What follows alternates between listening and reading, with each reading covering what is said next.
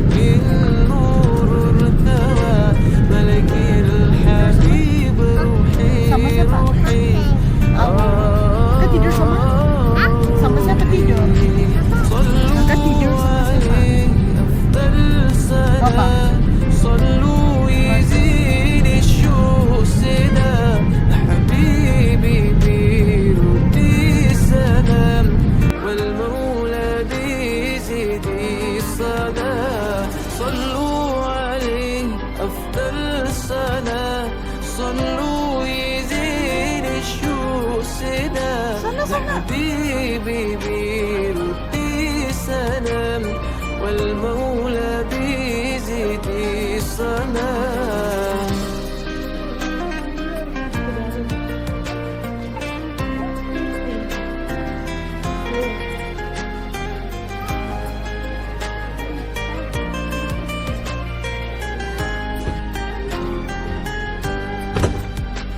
الحب في القلب اشتياق، ده الحب بلسم كل ده، وانا يا نبي مليان حنان ما يهشوش.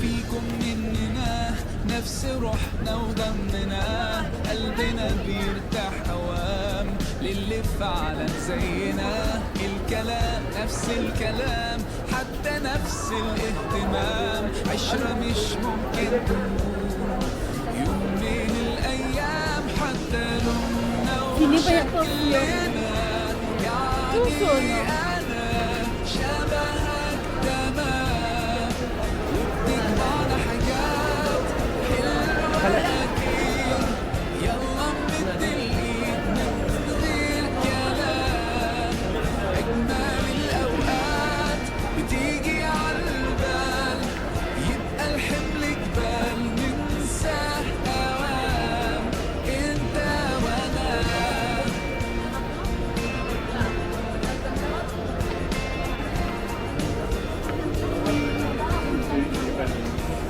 ناس بترتاح لك ساعات، ياخدوا قلبك من سكات، يخطفوك من غير كلام، اصل فيك منهم حاجات وفي حياتك معدودين، اللي بكره مكملين، ده انتوا وقت الاختلاف بنلاقيكم متفقين، حتى لو شكلنا يعني انا شبهك تمام، وبتجمعنا حاجات حلوة أكيد، يلا نمد الإيد من غير كلام، أجمل الأوقات بتيجي عالبال، يبقى الحمل جبال ننساه أوام، أنت وأنا مهما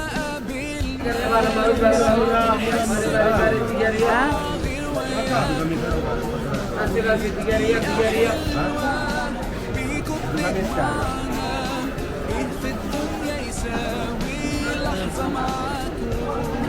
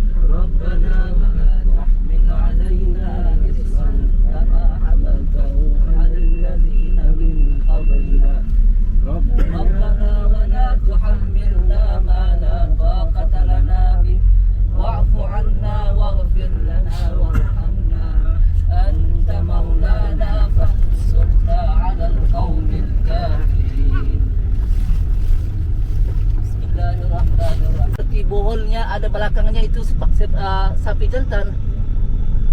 Thawrun.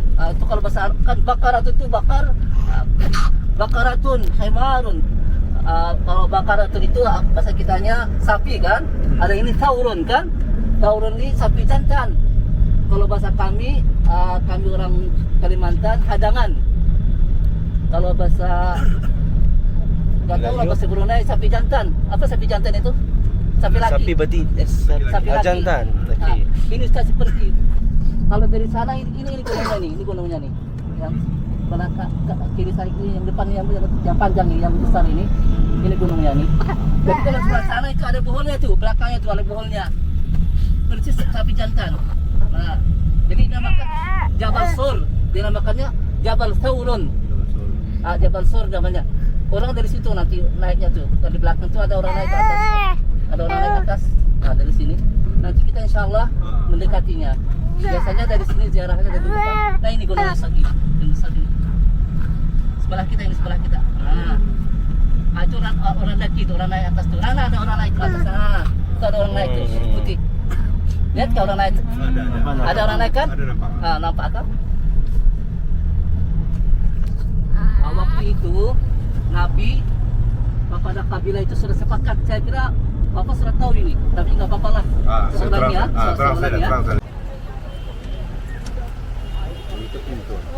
Oh, gila.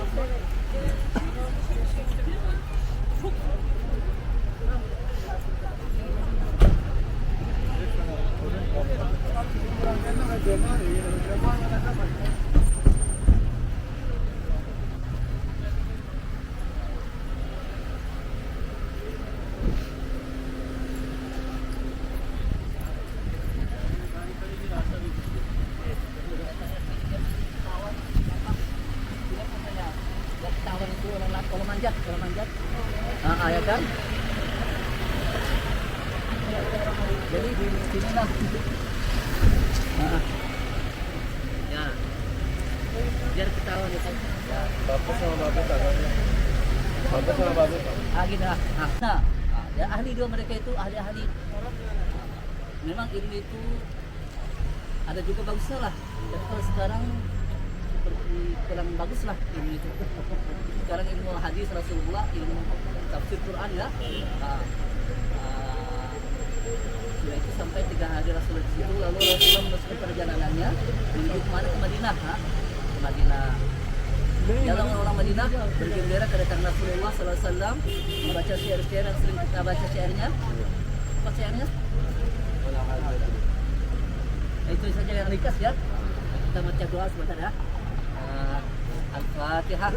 A'udzu billahi minasyaitonir rajim. Bismillahirrahmanirrahim. Alhamdulillahi rabbil alamin. Arrahmanir rahim. Maliki yaumiddin. Iyyaka na'budu wa iyyaka nasta'in. Ihdinas siratal mustaqim. Siratal ladzina an'amta 'alaihim ghairil maghdubi 'alaihim waladdallin. Kita baca salat 3 kali ya. Dan kita husnul khatimah ya. Kemudian kita masuk surga dekat salawat ya. Wassallallahu ala sayyidina Muhammad wa ala alihi wa sahbihi wa sallama taslima. Kami kan coba naik Jabal Sur.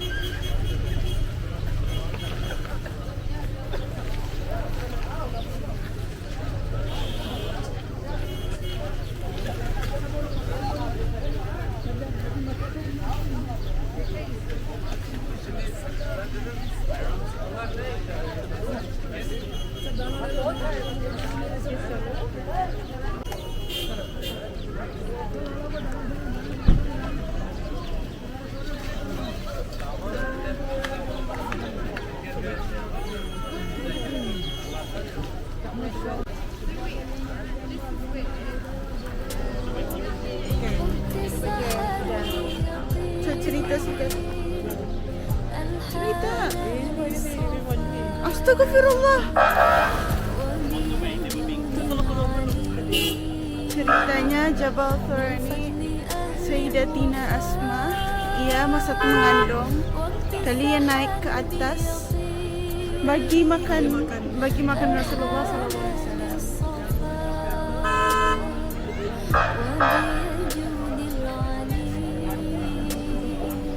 Dia naik ke atas sana.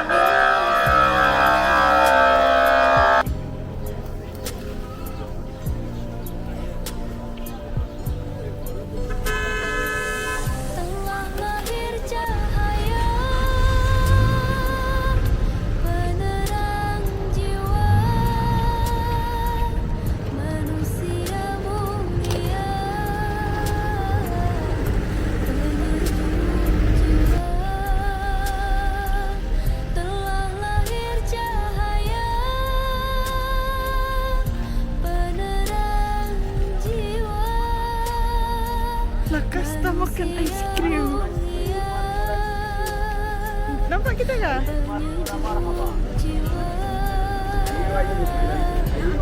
Burung bernyanyi, matahari berseri, datang pujaan hati sebagai obat diri. Marhaban bikum fil Jabar. Jabar.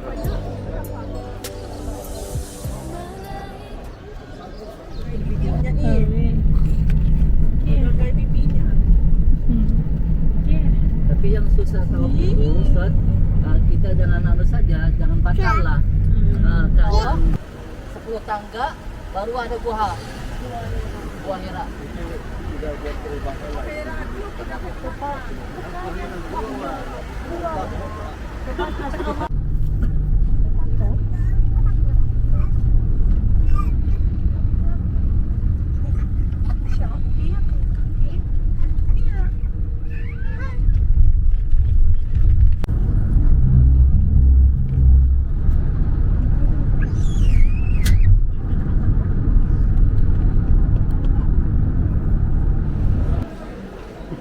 Syukran.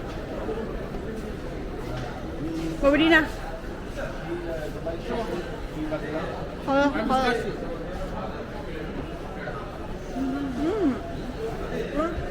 Macam kuih raya.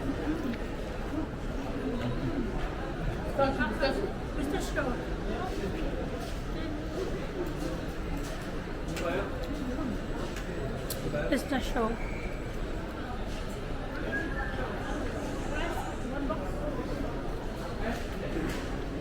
Right there.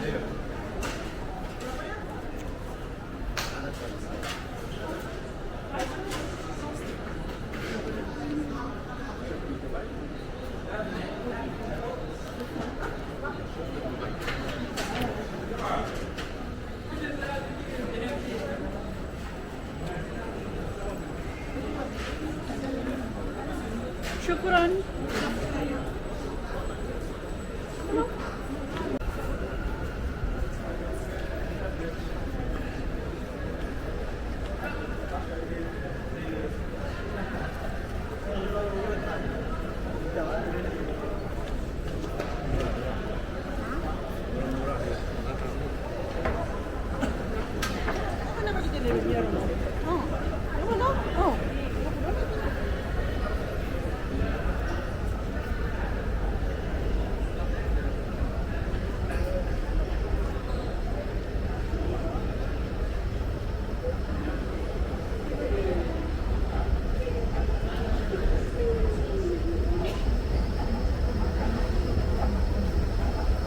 Toilet.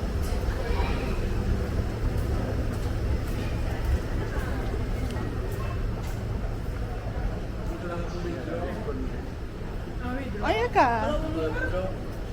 Kalau sendiri kalau Withdraw duit. kalau withdraw terus 500 Adik. tinggi tuh. Tapi RM6 lah juga.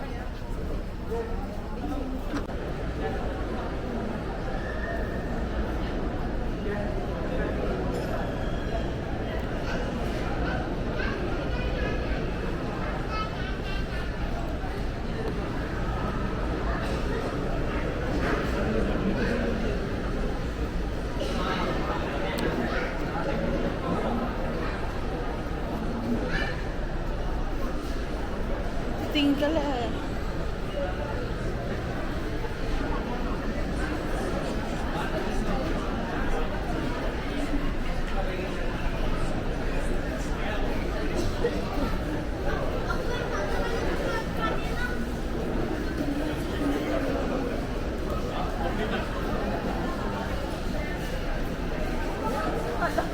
Sana.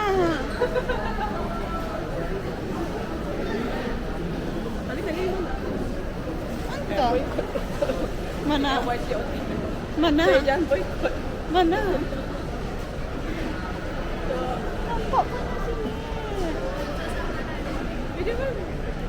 Chinese flower.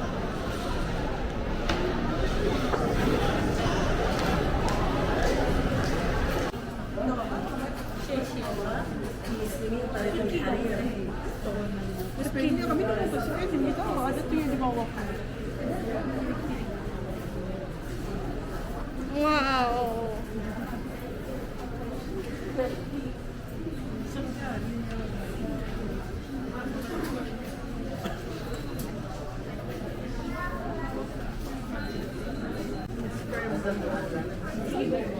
Dek.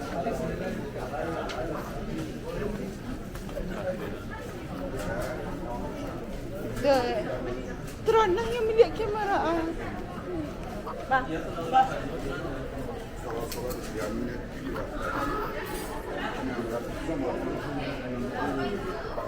Apa?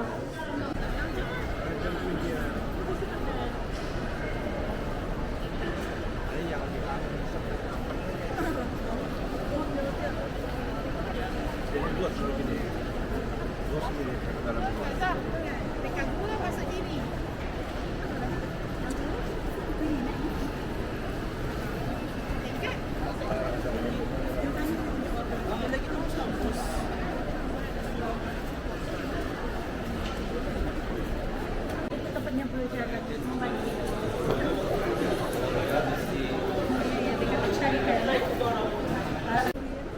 Masa ni kami di Clock Tower.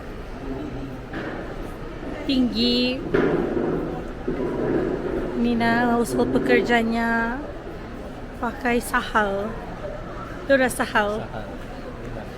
Kebiasaan sini pakai sahal. Sahal. Kalau bini-bininya pekerjanya pakai purdah. Niqab.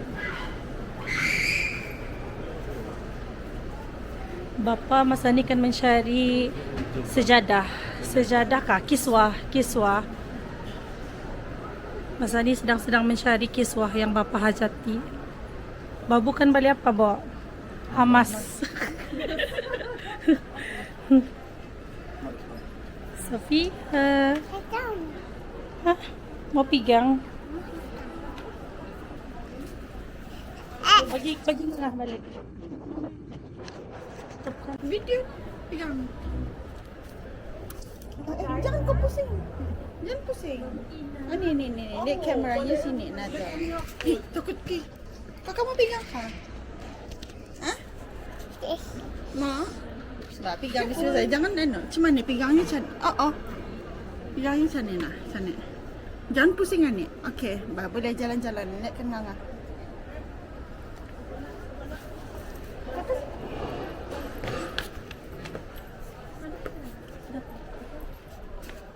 Dapat pa Google. Dapat pa Google. Mami. Paham. Ano Jabal Jabal Jabal Rahmah. Tak bagi orang bawah. Para Jabal. Isok lawat. Sudah bagi kakak kami. Video mau lagi.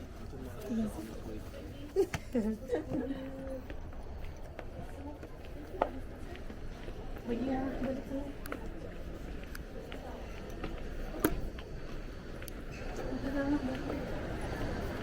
Ganti yang dia mau. Bagi lah. Sini lah. Thank you. Bagi balik.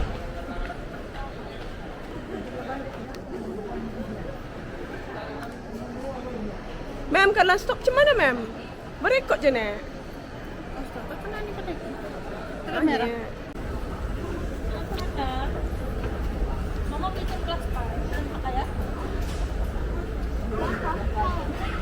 Kakak.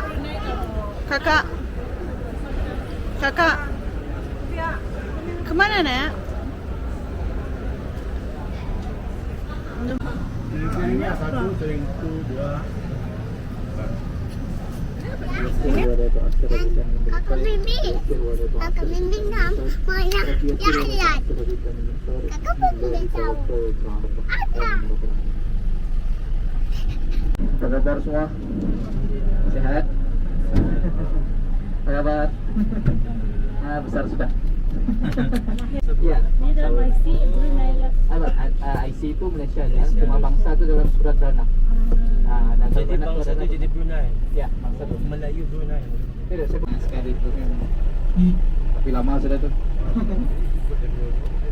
Iya kan betul. 1400 tahun yang lepas sehinggalah kita dapat capai nikmat Islam itu sekarang. Jadi bukit inilah yang menyaksikan sejarah macam mana pengorbanan Nabi SAW dan juga para sahabat dahulu demi memertahankan agama Islam itu sendiri. Ini besar kan bukit Uhud. Ini nama dia Uhud. Kenapa dipanggil sebagai Uhud? Sebab dalam bahasa Arab kalau Uhud ni wahid. Wahid ni satu. Sebab apa? Sebab bukit ni je tunggal berada di sini. Ada satu je ada di sini. Berapa kilometer?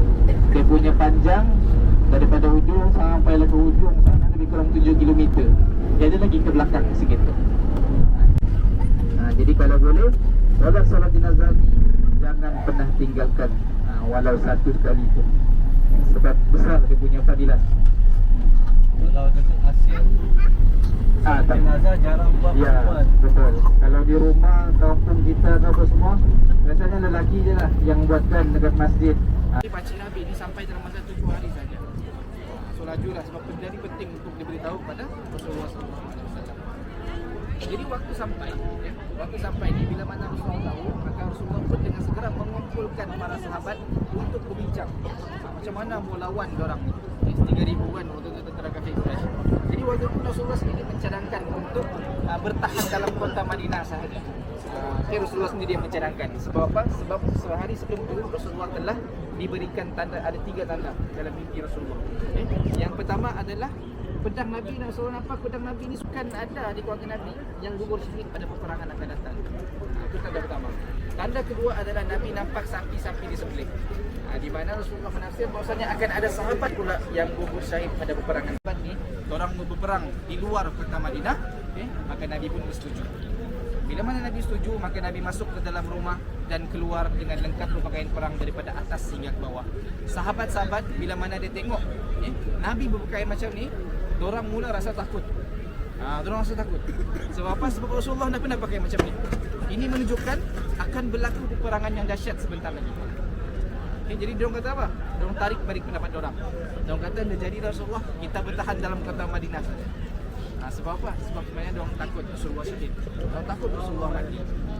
Jadi bila mana Rasulullah dengar diorang kata macam ni, maka Rasulullah kata kepada mereka, bila mana seorang Nabi telah lengkap pakaian perang daripada atas hingga ke bawah, tidak ada yang dapat menentukan kecuali menang ataupun syahid di jalan Allah.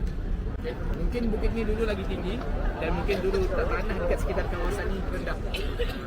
Tapi setelah ditinggikan, kemudian ni pun orang bukit ni orang daki kan, jadi terpakis sudah semua, jadi nampaklah macam pentas gitu. Tapi di sini Rasulullah tempatkan 50 mana. Apa yang Rasulullah pesan? Rasulullah pesan seandainya tentera Islam kalah sekalipun, seandainya tentera Islam mayat mereka dimakan burung sekalipun, jangan pernah sesekali untuk turun tolong mereka di bawah. Maksudnya kalau Nabi pun sudah syahid, jangan pernah turun, stay je dekat atas. Itu pesan Rasulullah. Manakala baki 650 berada di bawah, membuat benteng pertahanan. Peperangan tu berlaku di kawasan hadapan sana. Tentera kafir Quraisy berkemah orang berada di ujung bukit sana. Nampak bukit yang tinggi sikit, dekat ujung sana. Di situlah kemah tentera kafir Quraisy diletakkan. Manakala tentera Islam, kemah orang berada di sekitar kawasan ni. Juga kawasan belakang ni lah. Ini siapa yang mau? Sana kawan.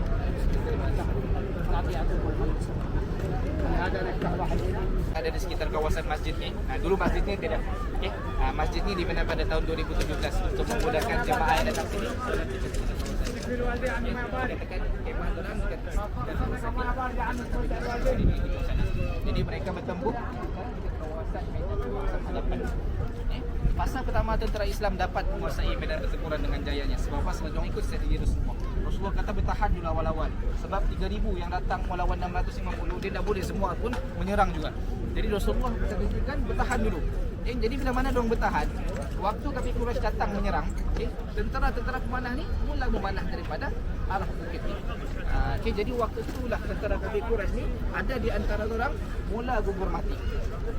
Dan ada sahabat-sahabat orang ni bila mana diorang tengok kawan-kawan diorang mati, timbul rasa takut yang amat sangat kepada diorang ni. Sehingga menyebabkan ada di antara mereka yang lari kembali ke kemah diorang. Bersembunyi. Itulah kita sini. Setiap 2 minit, setiap 5 minit ada orang sedekah. Masing-masing berebut untuk sedekah. Baik, jadi fasa pertama ni tentera Islam memanglah dapat menguasai medan pertempuran sehingga kan tentera kafir Quraisy ni sebahagian daripada mereka ada yang lari ke lereng Bukit Uhud, ada yang lari ke kemah dorang. Sebab apa? Sebab dorang dah dapat tembus 650 yang berada di bawah ni. Dan dorang ni tentera kafir Quraisy berperang dalam keadaan yang takut. Dorang tiada tujuan yang kuat seperti mana tentera Islam ni berperang disebabkan oleh Allah Subhanahu Wa Taala. Tapi mereka ni berperang hanya disebabkan oleh pemimpin pembesar dorang suruh pergi berperang untuk balas dendam. Jadi dorang berperang disebabkan itu saja.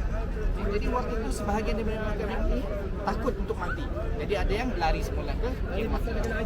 Jadi waktu itu 50 yang berada di atas tentera-tentera pemanah ni seramai 40 orang telah tersalah anggap. Mereka yang nampak semua situasi dekat bawah ni, sebab diorang nampak situasi dekat bawah ni tentera kafir Quraisy position diorang berterabur juga. Dan ada sebagian orang ni macam nampak larilah kembali ataupun refuse macam mau kalah sudah kan. Jadi 40 yang berada di atas ni telah nampak dan mereka ni tersalah anggap bahawasanya apa yang mereka nampak ni tentera kafir Quraisy sudah macam mau pulang semula ke kemah. Jadi 40 yang berada di atas telah turun ke bawah untuk apa? Untuk mengambil harta rampasan peperangan. Zaman dulu kalau pergi perang, dorang akan bawa hampir ke semua harta dorang. Sebab apa? Sebab untuk menunjukkan dorang mampu untuk bertahan dalam jangka masa yang lama. Dorang ada makanan yang cukup, dorang ada ubat-ubatan yang banyak. Jadi dia akan buat perang psikologi kepada tentera musuh. Tentera musuh akan anggap, dorang ni mampu bertahan dalam jangka masa yang lama ni. Dorang berperang boleh lama-lama dah perang kat sini. Jadi 4 yang berada di atas telah turun ke bawah untuk mengambil harta rampasan peperangan. Yang tinggal seramai 10 orang sahaja. Jadi waktu tu ada seorang panglima daripada kafir Quraisy yang memimpin tentera berkuda. Dia lepas peperangan Uhud ni dia masuk Islam. Dan setiap peperangan dia join dalam Islam tidak pernah kalah. Tahu siapa? Dia gelar sebagai Saifullah, pedang Allah. Nama dia bermula dengan huruf K. Tentera Islam sebelah kanan ni tidak sudah. Jadi dia buat apa? Dia buat acah-acah balik kembali ke kemah dorang. Kemudian dia masuk ke lereng-lereng bukit, lereng-lereng apa ni? Ladang. Dia masuk ke kawasan celah-celah ladang. Kemudian dia tembus dekat ladang sebelah belakang. Kemudian mereka keluar daripada ladang belakang ni dekat kawasan ni dan naik ke atas bukit pemanah dan membunuh 10 pemanah yang berbaki di atas. Jadi kesemuanya gugur syahid dan kemudian dia buat apa? Dia turun pula daripada arah bukit pemanah ni dan menyerang tentera Islam yang berada di bawah ni. Sebab waktu itu tentera Islam dia tengah serang kafir Quraisy sebab dia nampak macam mau lari kan. Jadi waktu itu kafir Khalid Al-Walid serang daripada arah belakang dan panggil balik tentera kafir Quraisy yang berada di hadapan. Jadi waktu itu tentera Islam berada di tengah-tengah. Diserang daripada dua arah yang berbeza. Dan apa yang Rasulullah nampak waktu itu yang dalam mimpi Rasulullah mula terjadi pada fasa kedua ni. Di pada fasa kedua ni tentera Islam diastak daripada dua arah yang berlawanan. Yang pertama Rasulullah nampak apa? Ahli keluarga Rasulullah syahid di jalan di peperangan Uhud ni. Iaitu siapa yang meninggal? Nabi. Sayyidina Hamzah. Sayyidina Hamzah syahid. Sayyidina Hamzah dia syahid pada peperangan Uhud ni. Dia dibunuh oleh seorang hamba bernama Wahsy. Wahsy ni dia punya majikan Hindun. Hindun ni dia punya suami Abu Sufyan. Abu Sufyan ni yang bawa barang di Badar tu. Jadi waktu peperangan Badar ni keluarga Hindun ni ramai yang meninggal, yang syahid, mati. Ramai yang mati daripada kafir Quraisy ni. Jadi dia menaruh dendam kepada Sayyidina Hamzah. Dia beritahu ke Wahsy, dia tawarkan kepada Wahsy, seandainya tentera Islam, seandainya kau dapat bunuh Sayyidina Hamzah, kau balik semula ke Mekah, kau akan dibebaskan. Tu dia punya tawaran kepada Wahsy. Jadi tugas Wahsy ni sampai ke Uhud, dia bunuh Sayyidina Hamzah, dia lari balik, sembunyi dekat kemah. Tu dia tugasnya. Cuma akhir hayat Wahsy ni, dia Wahsy masuk Islam. Cumanya bila berhadapan dengan Nabi SAW, Rasulullah tidak mau tengok muka Wahsy ni, sehingga akhir hayat Rasulullah.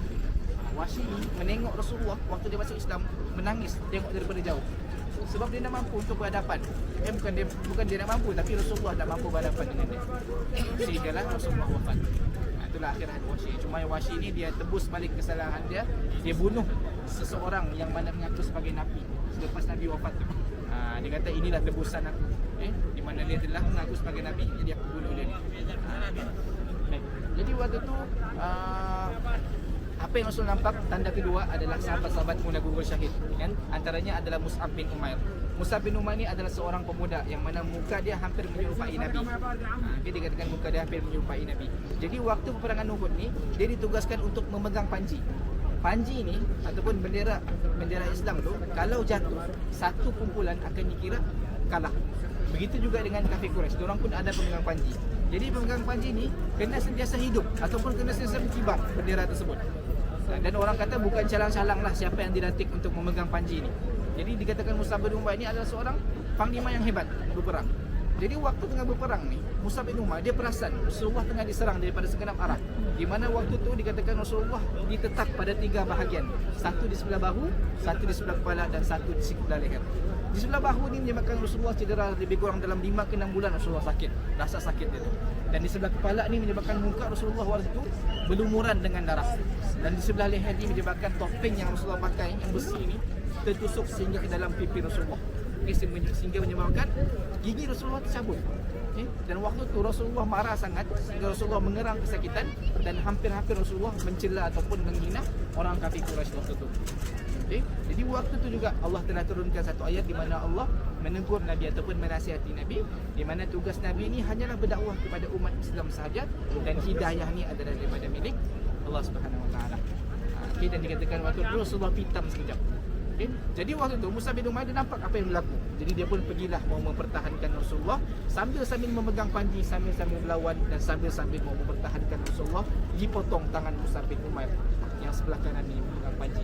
Dah sempat menjatuh Mus'ab bin Umair sambut pula dengan tangan dia yang sebelah kiri. Ada riwayat mengatakan Mus'ab bin Umair sambil melawan ni dipotong pula tangan dia yang sebelah kiri.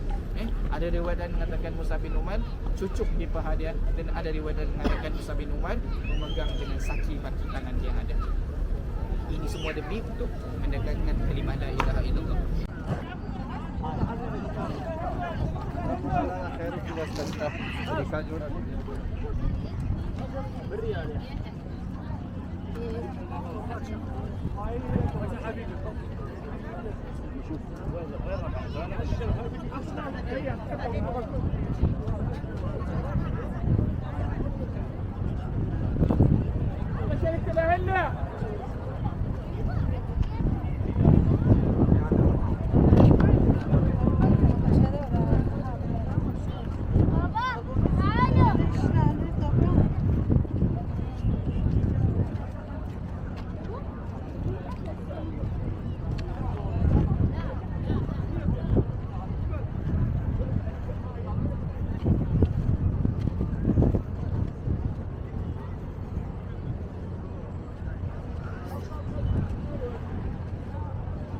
Ma'am. Nak lagi kah?